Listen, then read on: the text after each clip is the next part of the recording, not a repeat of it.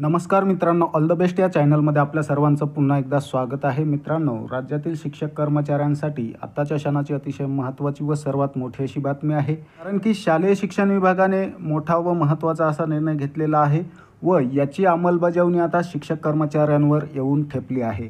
परंतु या कामामुळे शिक्षक कर्मचाऱ्यांमध्ये मोठा संताप पाहायला मिळत आहे. तर या कामाची जबाबदारी पार न पडल्यास वेतन देयके देखील स्वीकारण्यात येणार नाही अशी प्रशासनाकडून तंबी भेटत आहे. तर काय निर्णय आहे सविस्तर पाहूयात. तत्पूर्वी आपल्याला ही माहिती आवडल्यास व्हिडिओला लाईक करा, तसेच नवनवीन अपडेट्ससाठी ऑल द बेस्ट या चॅनलला सबस्क्राईब नक्की करा. तर चला, आदेश शिक्षकेतरांसाठी तर अंमलबजावणी शिक्षकांवर. वेतन अधीक्षकांनी वेतन देयकासोबत पत्र जोडण्याचा दिला आदेश. पाहूयात. बदलापूर येथील घटनेनंतर शालेय शिक्षण विभागाने बाह्य स्रोतांद्वारे शिक्षकेतर कर्मचाऱ्यांची नियुक्ती करताना संबंधिताकडून चारित्र्य प्रमाणपत्र घेण्याची कार्यवाही शाळा व्यवस्थापनाने करावी असा आदेशच काढला होता. त्या आदेशाची अंमलबजावणी छत्रपती संभाजीनगर जिल्ह्यात सेवानिवृत्तीला आलेल्या शिक्षकांनाही चारित्र्य प्रमाणपत्राच्या रांगेत उभे करून करण्यात येत असल्याची धक्कादायक बाब समोर आली आहे. त्यामुळे पूर्णवेळ शिक्षकांमधून याविषयी तीव्र संताप व्यक्त करण्यात येत आहे. राज्य शासनाच्या शालेय शिक्षण विभागाने 21 ऑगस्ट रोजी शासन निर्णयाद्वारे शाळांमध्ये CCTV कॅमेरे, तक्रार पेटी, सखी सावित्री समिती, विद्यार्थी सुरक्षा समिती, राज्यस्तरीय विद्यार्थी सुरक्षा आढावा समितीसह शिक्षकेतर कर्मचाऱ्यांच्या नियुक्तीसंदर्भात काळजी घेण्याच्या सूचना केल्या होत्या. त्यामध्ये शाळेत सुरक्षा रक्षक, सफाईगार, मदतनीस, स्कूल बसचे चालक आदी शिक्षकेतर कर्मचाऱ्यांची बाह्य यंत्रणेद्वारे नियुक्ती करताना अधिक काळजी घेण्यास सांगितले होते.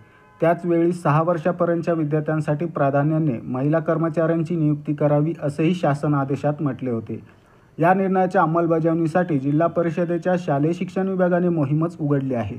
सर्व शाळांमध्ये CCTV, तक्रार पेटी, विद्यार्थी सुरक्षा समिती, सखी सावित्री समिती स्थापन करण्याचे आदेश दिले आहेत.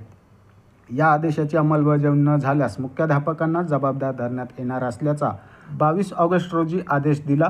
त्यानंतर 12 सप्टेंबर रोजी प्राथमिक व माध्यमिक शालेय शिक्षण विभागाच्या वेतन अधीक्षकांनी सर्व मुख्याध्यापकांना पत्र पाठवून शासनाच्या आदेशाची अंमलबजावणी केल्याचे पत्रच वेतन देयकासोबत जोडण्याचे आदेश दिले. त्याशिवाय वेतन देयके स्वीकारण्यात येणार नसल्याचे स्पष्ट केले. त्यात सर्व शिक्षक व शिक्षकेतर कर्मचाऱ्यांची चारित्र्य पडताळणी पोलीस विभागाकडून प्राप्त करण्याबाबत प्रस्ताव दाखल केल्याची पोहोच सादर करण्याच्या सूचना केल्या आहेत. त्यामुळे जिल्हाभरातील शिक्षकांमध्ये चारित्र्य प्रमाणपत्र काढण्यासाठी झुंबड उडाल्याचे स्पष्ट झाले आहे. मात्र शासनाचा आदेश एक आणि अंमलबजावणी दुसरीच करण्यात येत असल्याचे स्पष्ट झाल्यामुळे शिक्षकांमधून संताप व्यक्त होत आहे. तर पैसा वेळ खर्च करून शिक्षक रांगेत उभे. ज्या शिक्षकांनी आयुष्यभर ज्ञानदानाचे काम केले त्या शिक्षकांना सेवानिवृत्तीच्या वेळी पोलिसांकडून चारित्र्य प्रमाणपत्र काढून जमा करावे लागत आहे. त्यासाठी 125 रुपये शुल्क तर 200 रुपये ऑनलाईन अर्जासाठी खर्च करावे लागत आहे. त्यानंतर पोलीस ठाण्यात चक्रा माराव्या लागतात. हे सर्व जो आदेश आलेलाच नाही त्याच्या अंमलबजावणीसाठी केले जात आहे. हा शिक्षकांचा छळ करण्यासारखा प्रकार आहे. सुभाष महेर, राज्य संपर्क प्रमुख, शिक्षक भारती.